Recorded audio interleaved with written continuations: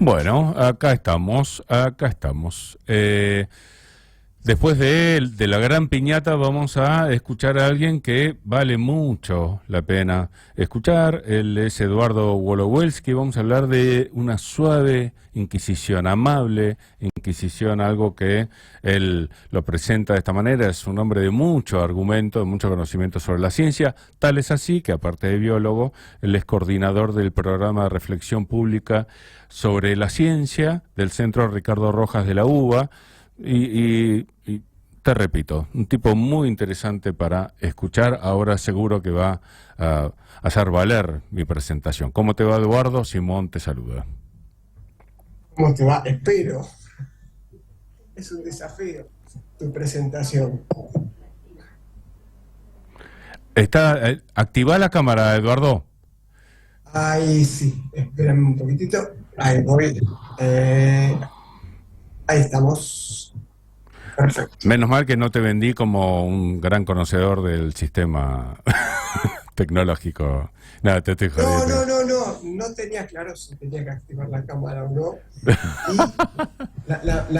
hablando de censura, viste, hay que cuidarse. Entonces, no nos exponemos cuando no es necesario. Totalmente, totalmente. ¿Cómo estás, Eduardo? Bueno, Aquí gracias por estamos. atendernos, obviamente, siempre es un gran placer. Bueno, a ver, ¿de qué consta este relato de Dulce Inquisición? El dato interesante sobre lo que consta es que cada día que pasa podemos agregar nuevos datos, pero independientemente de eso, acá tomamos un caso particular que era el de Jordan Peterson. Jordan Peterson, que es un psicólogo muy mediático, ¿no? En los calificativos que se utilizan hoy, a los cuales yo me niego, pero bueno, lo van a calificar de hombre de derecha. Jordan Peterson, con quien tengo enormes diferencias, ¿no? Independientemente de eso. Pero el dato interesante, ¿cuál es? Que en algún momento Jordan Peterson dice que muchos de los médicos que realizan operaciones transgénicas son criminales. Y aquí aparece el Tribunal Inquisitorial, que es interesante porque en general hoy suele ser más anónimo, institucional, no sabemos quién es, ¿no? Pero el Tribunal Inquisitorial en este caso era el Colegio de Psicólogos de Canadá, Peterson es canadiense, diciéndole que tenía que hacer un curso para reeducarse y entender cómo debe relacionarse y qué debe decir, eh, si no se le quitaba la matrícula.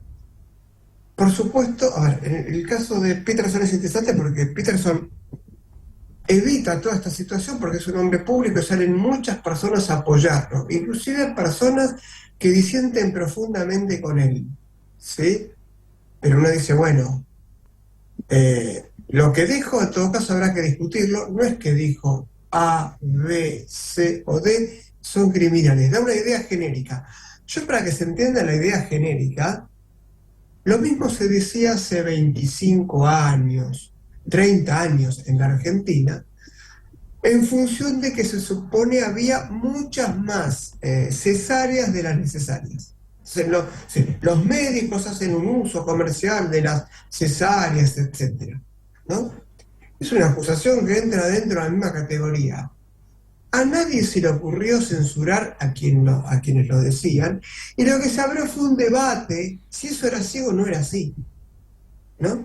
Bueno, yo podría debatir, salir a debatir por qué se hacen ciertas operaciones transgéneros, cuántas, cómo, si hay un abuso de ellos, si no hay un abuso de ellos, cómo se decide. Y eso sería lo interesante, ¿no? Bueno, en estas épocas de censura, lo comparé con lo de la cesárea para que se entienda el tema de la censura, Sí, no, ¿no? totalmente. O sea, no, el problema Entonces, a no ver, es en o sea, no sí. lo podemos decir, no lo podemos Claro. decir y es un tema que es importante a ser discutido. Ahora hay un caso, otro día, un caso en Francia con una señal de televisión parecida a Fox, ¿sí? Con lo cual es catalogada de derecha, ¿no? Y el dato interesante es que quienes acusan a ese canal son Periodistas Sin Fronteras, que teóricamente es una organización para evitar la censura, ¿no?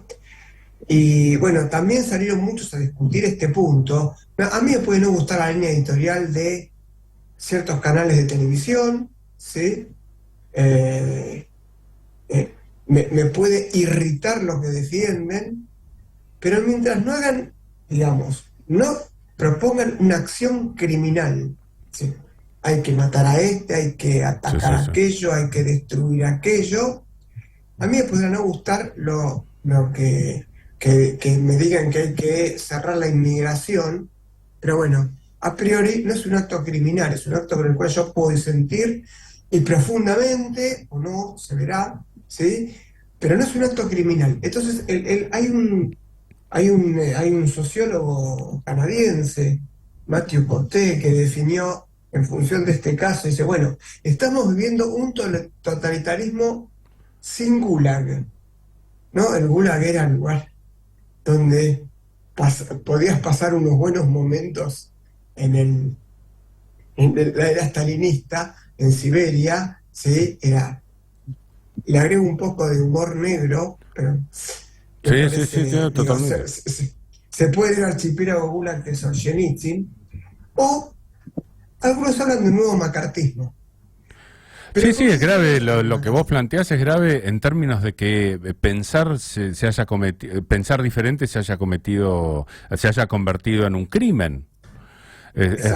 Ahora, ridículo. el dato interesante con el macartismo era el que el macartismo era explícito. Esto nada de esto quiere ser reconocido eh, como un acto de censura, ¿no? Eh, a ver, a mí me impresiona ya el uso exagerado, hiperbólico, banal del tema del nazismo. Yo quiero enjuiciar algo y evitar la discusión, y entonces voy todo con metáforas nazis, ¿no? Es nazi, es Hitler, es Auschwitz, es esto, es lo otro, ¿sí? Con lo cual, bueno, ni hablemos de la confusión histórica, del problema de los distintos significados, Sí, sí. pero el problema es que lo que estoy intentando es una forma de censura. O sea, bloquear la discusión sobre un problema, porque claro, ¿quién quiere defender la posición nazi? No salvo que uno sea alguien que le gustaría definirse como nazi, pero supongamos, vamos, la mayoría no lo quiere. Entonces, ¿yo cómo hago para discutir una posición cuando automáticamente se habla todo tipo de nazi, Auschwitz, Sabes, etcétera, etcétera, Eduardo, que sin ningún tipo de diferencia? estás con la cara casi Ah, inexistente. Ahí está. Ahí está, está, está. sí, sí, No, sí, no, me torcí totalmente es, es el pensamiento que pesa y me sí, tuerce. totalmente. Es un problemón no poder ir contra los consensos. Es más, alguna vez charlando de este tema con vos, salió la cuestión de que, digo, si es por seguir los consensos, hasta hace 30 y pico de años creían que la homosexualidad era una enfermedad. Digo, entonces el que decía lo contrario era quemado en la hoguera. Es decir, y después ahora sabemos que no. Es importante poder charlar. Es más, yo creo que a un nazi lo peor que le puedes hacer es preguntarle cuáles son sus bases de argumentación, porque son normalmente muy estúpidas, muy tontas, muy Bueno, rudimentarias. acá llegaste a un punto que es el problema de la tontera, torpeza, etcétera. Uno acá tendrá que pensar, yo sé que esto que voy a decir siempre es complicado, pero uno tiene que pensar hasta dónde. Yo me acuerdo cuando apareció Twitter, yo tenía el problema de, digo, ¿cuál es la virtud de escribir en 140 caracteres? ¿No? La sigo sin ver la virtud, 140, 280, etcétera. Por eso termina siendo un lugar solapadamente muy agresivo, etcétera, porque es todo muy pobre, digamos, en esa idea de que ponemos los emoticones, etcétera, todo se vuelve de una pobreza enorme. ¿Cómo hago para ver la complejidad de los problemas? Y justo voy a recomendar un libro que se llama De Raza, de Raquel Kahn, que es una escritora francesa, ¿sí? Que tiene una edición muy buena, digo. Todavía tengo algo de fetichista con los libros, cuando hay una linda edición, ¿no? Sí, obvio. Es interesante porque en algún momento eh, termina diciendo algo, por supuesto habla constantemente de la pobreza del lenguaje y la imposibilidad, claro, de pensar los problemas de manera profunda y de discutirlos, porque hay tal pobreza del lenguaje que uno tiene que marcar una vara y pararse de un lado o del otro, ¿no? Y no hay mucha otra posibilidad. Voy a leer esta frase que es Por muy favor. interesante, para pensar. Dice, en un universo que equilibra el egoísmo con la buena conciencia, lo primero es claramente menos totalitario que lo segundo. Bastante interesante. Muy. Entonces, tenemos que empezar a criticar la idea de la buena conciencia, ¿no? Porque la buena conciencia nos impide cualquier análisis. Es que en algún momento van a censurar Otelo, ¿entendés? O sea, Ya lo hicieron. A ver, con las obras clásicas han modificado el final de Carmen. Los cuentos infantiles, muchas veces en las escuelas, los modifican, ¿sí? Y uno, bueno, lo de Otelo es interesante porque ahora puede ser al revés. Ahora puede ser, debería parecer una persona negra. Fíjate, interesante. Yo iba a decir un negro, con todo el cariño del mundo, pero yo digo un negro, por ahí se interpreta mal, ¿no? Entonces digo una persona negra, ya empiezo a dar una vuelta, ¿sí? Es interesante porque en el libro de raza se sí, discute y es se muy pelea contra el concepto afrodescendiente. no, totalmente, es muy pintoresco porque cada vez se cuida más el lenguaje y cada vez el mundo se vuelve más desagradable y hostil para todos, digo. O sea, la realidad cada vez es más inhóspita y el lenguaje cada vez más cuidadoso, ¿viste?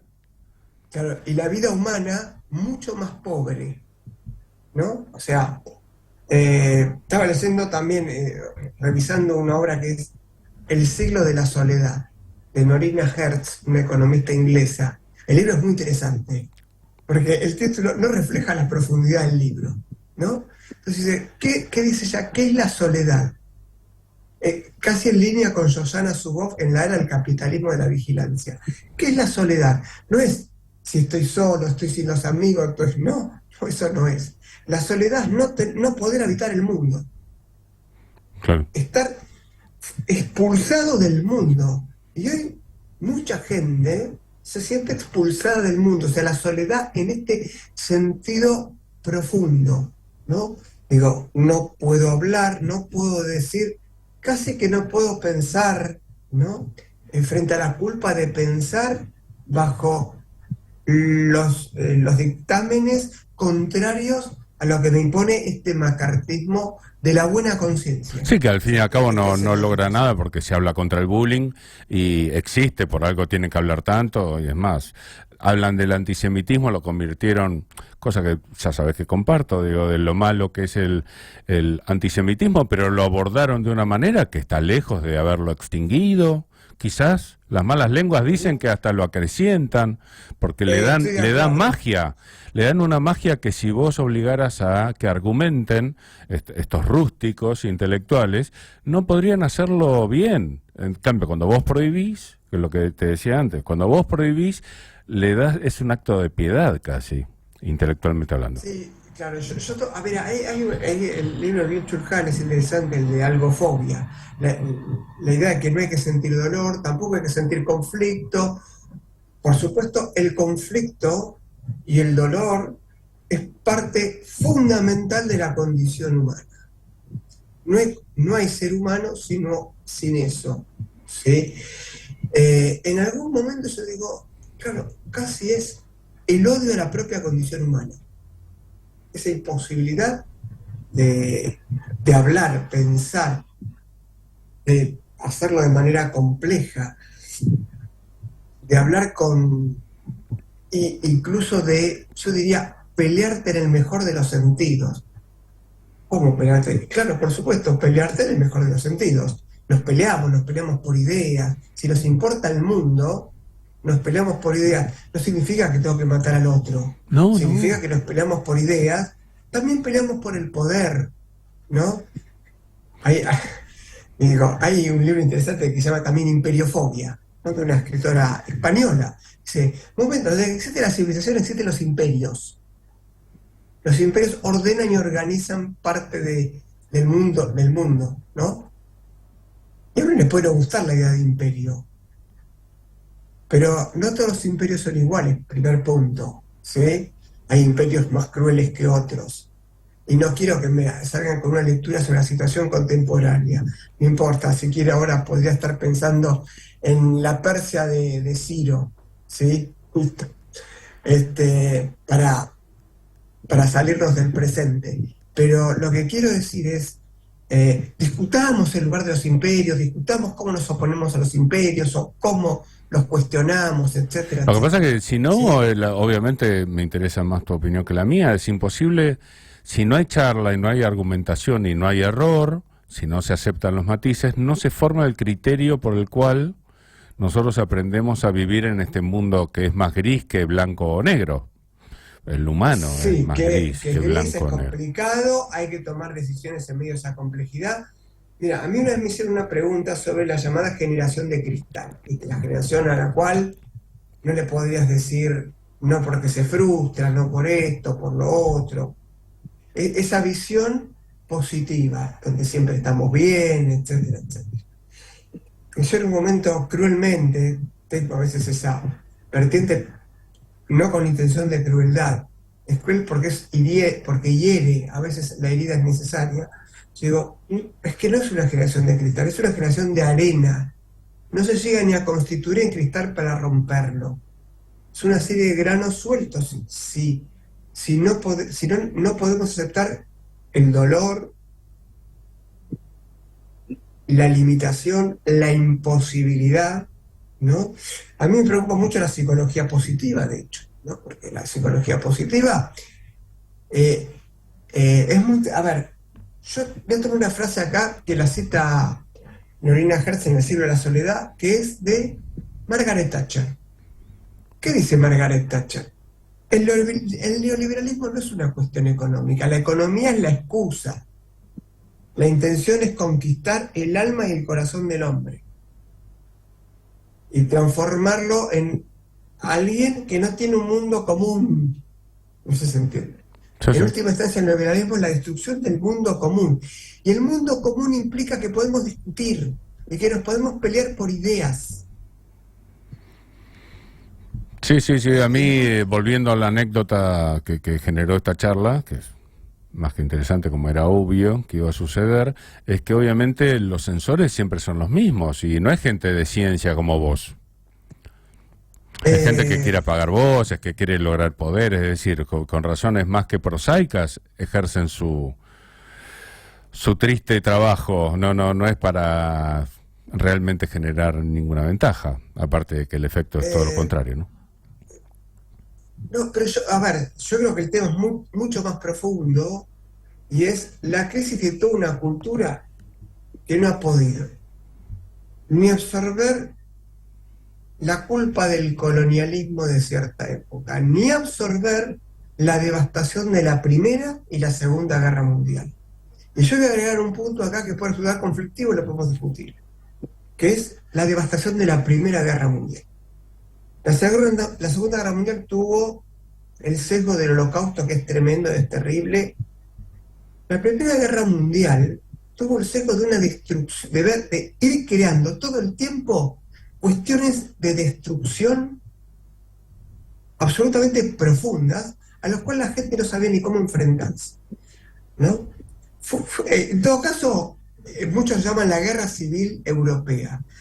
Y el problema para la cultura occidental es nosotros, con toda nuestra razón, con toda nuestra reflexión, con toda nuestra crítica, construimos esto, ¿sí? Con lo cual renunciemos a ideas profundas, renunciemos a cualquier idea revolucionaria, seamos siempre muy suaves o menos, etcétera, etcétera, etcétera, ¿sí? Y no digamos nada que ofenda. Siempre, ¿no?